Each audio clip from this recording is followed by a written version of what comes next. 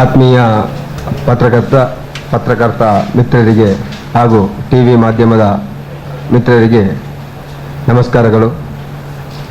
ನನ್ನ ಹೆಸರು ಆದರ್ಶ್ BM ಅಂತೇಳಿ ಮಂಜೇಶ್ವರ ಭಾಜಪದ ಕಾರ್ಯದರ್ಶಿಯಾಗಿದ್ದೀನಿ.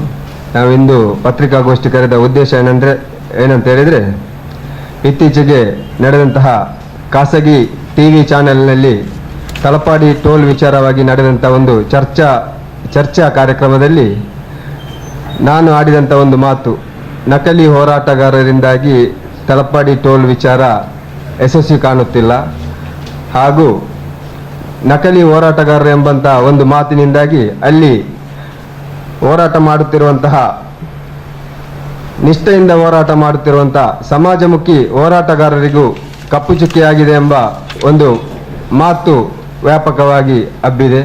ಇದನ್ನು ಸ್ಪಷ್ಟೀಕರಣ ನೀಡುವುದಕ್ಕಾಗಿ ನಾನು ಈ ಪತ್ರಿಕಾಗೋಷ್ಠಿ ಕರೆದಿದ್ದೇನೆ.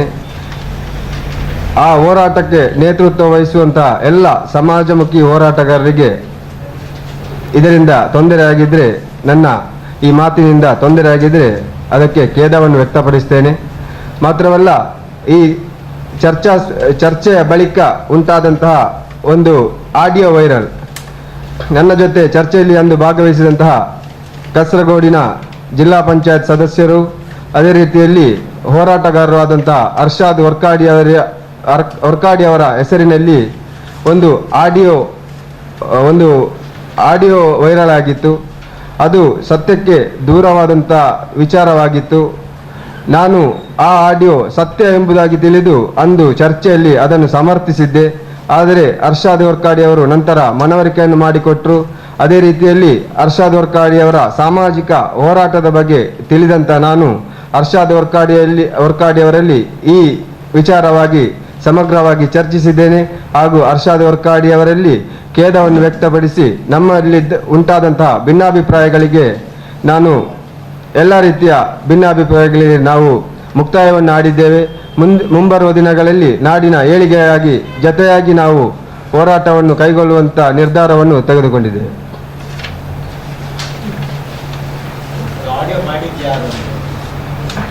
ಆಡಿಯೋ ಮಾಡಿದ್ದು ಯಾರು ಅಂತ ನಮ್ಗೆ ಗೊತ್ತಿಲ್ಲ.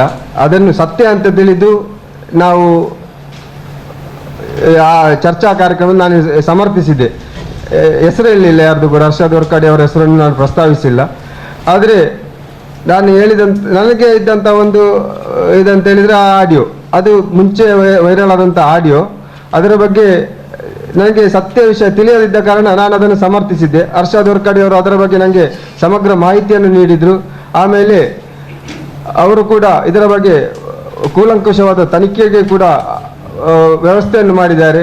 ಈ ವ್ಯವಸ್ಥೆಯ ಮುಖಾಂತರ ತಿಳಿದ ವಿಚಾರವೇನಂತ ಹೇಳಿದರೆ, ಆಡಿಯೋದ ವಾಸ್ತವ ಸ್ಥಿತಿ, ಅದರ ಮೂಲವನ್ನು ಒದಗಿಸುವುದರಲ್ಲಿ ಆ ಆಡಿಯೋವನ್ನು ಮಾಡಿದಂಥವರು ವಿಫಲವಾಗಿದ್ದಾರೆ. ಆದ್ದರಿಂದ ಅರ್ಷಾದ್ ಅವರ ಮೇಲಿನಂಥ ಆರೋಪ ಇದು ಸತ್ಯಕ್ಕೆ ದೂರವಾದ ವಿಚಾರ ಎಂಬುದು ನನಗೆ ಮನವರಿಕೆಯಾಗಿದೆ.